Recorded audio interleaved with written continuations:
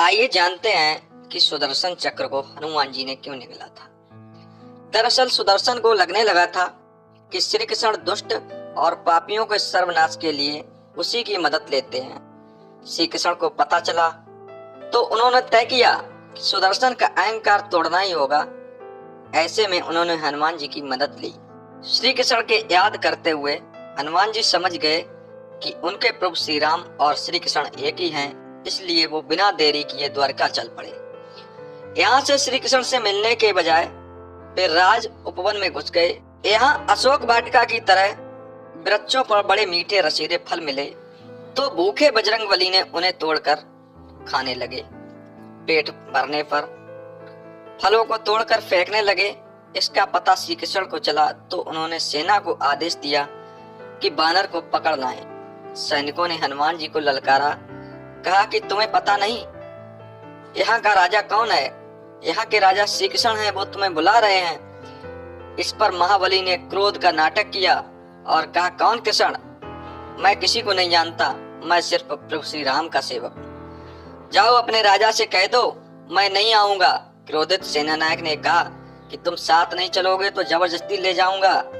वह हनुमान जी को पकड़ने के लिए आगे बढ़ा तो हनुमान जी ने सारी सेना ही पूंछ से लपेटकर राजमहल में फेंक दी।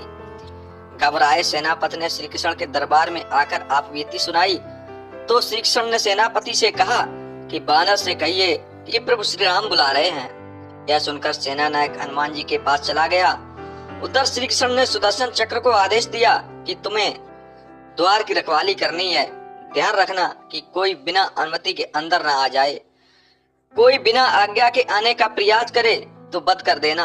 यह सुनकर सुदर्शन चक्र द्वार की रखवाली करने लगे। इधर श्री कृष्ण भी जानते थे कि श्री राम का संदेश सुनकर हनुमान जी एक पल भी नहीं रुक सकते। इधर सेना नायक हनुमान जी के पास पहुंचा और कहा कि आपको प्रभु श्री राम बुला रहे हैं। तो हनुमान जी फौरन दरबार के लिए निकल पड़े, लेकिन द्वार पर सुदर्शन चक्र ने उन्हें रोक दिया। हनुमान जी ने सुदर्शन चक्र से रास्ता छोड़ने को कहा तो सुदर्शन ने हनुमान जी को युद्ध के लिए ललकारा और दोनों में भयंकर युद्ध छिड़ गया। कुछ देर तक लड़ने के बाद हनुमान जी को लगा कि सुदर्शन से युद्ध में उलझकर सिर्फ समय बर्बाद हो रहा है। उन्होंने सोचा कि किसी भी तरह युद्ध जल्द समाप्त करना होगा।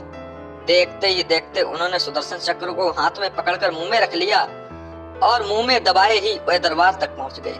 यहाँ वे सबसे पहले श्री कृष्ण के चरणों में नतमस्तक हो गए और यह देख श्री कृष्ण ने हनुमान जी को गले से लगाकर पूछा कि हनुमान जी अंदर कैसे आए? क्या किसी ने रोका नहीं? तब हनुमान जी ने बताया कि सुदर्शन ने रोका था, लेकिन आपके दर्शन में मेरी देरी हो रही थी तो मैं उनसे युद्ध में नहीं उलझा, सीधे मुंह में दबा लिया। यह कहते हुए हनुमान जी ने मुंह से सुदर्शन चक्र को निकालकर श्री कृष्ण के चरणों में रख दिया। यह देखकर सुदर्शन चक्र का घमंड टूट गया और वह पानी पानी हो गया। कहानी सुनने के लिए बहुत बहुत धन्यवाद।